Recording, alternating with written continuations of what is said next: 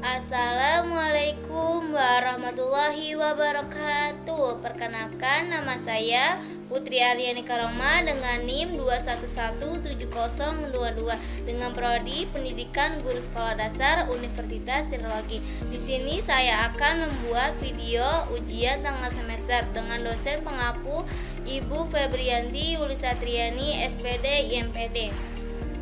Di sini saya akan menjelaskan yaitu materinya strategi metode pembelajaran tematik. Makna strategi dan metode pembelajaran adalah maknanya strategi pembelajaran upaya guru dalam menciptakan suatu sistem lingkungan pembelajaran dalam proses mengajar agar tujuan pembelajaran tercapai dan berhasil, sedangkan metode pembelajaran rencana pembelajaran yang disusun oleh dalam bentuk praktis untuk mencapai tujuan pembelajaran. Di sini saya akan menjelaskan strategi pembelajaran ekspositori. Strategi pembelajaran guru peran penting dalam proses belajar, sedangkan siswa mengikuti proses pembelajaran yang disampaikan oleh guru. Dalam strategi ini, proses penyampaian materi dilakukan secara lisan kepada siswa. Bertujuan siswa dapat memahami dan menguasai materi pelajaran secara optimal. Dan yang kedua itu ada strategi pembelajaran inquiry. Dalam strategi pembelajaran ini, siswa peran lebih aktif dalam kegiatan belajar mengajar. Siswa tidak hanya menerima penjelasan saja dari guru, tapi juga untuk menemukan materi pembelajaran secara mandiri. Strategi pembelajaran ini adalah mengembangkan kemampuan berpikir secara logis dan kritis.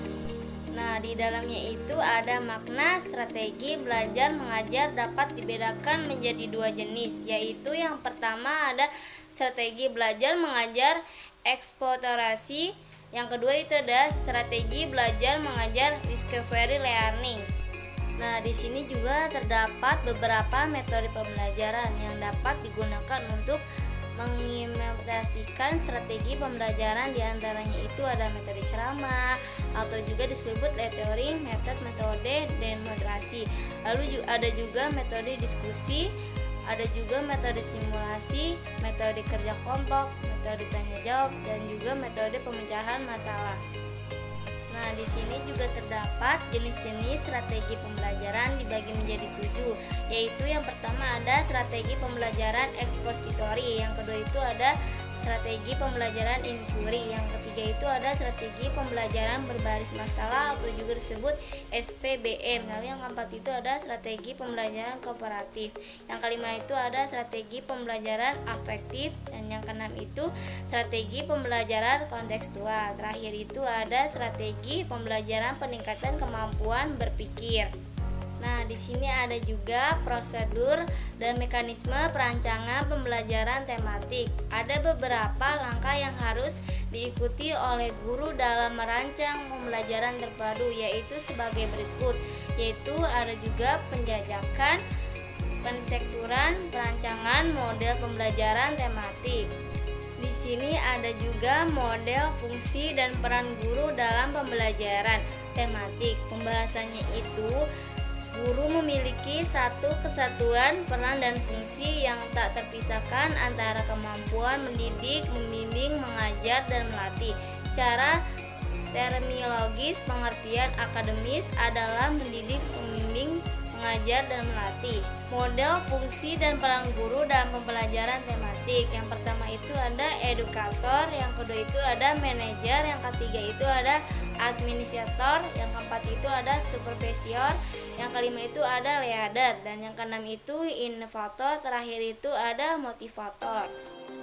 Contextual teaching and learning adalah konsep pembelajaran yang dimana seorang pendidik dalam meningkatkan hasil belajar siswa menyatukan situasi dunia nyata siswa dan mendorong siswa membuat hubungan antara pengetahuan yang dimilikinya dengan penerapannya dalam kehidupan mereka sebagai anggota keluarga dan masyarakat. Model pembelajaran CTL menjadi solusi dalam keberhasilan bahan ajar tematik dengan meningkatnya keaktifan siswa dalam mengikuti pelajaran.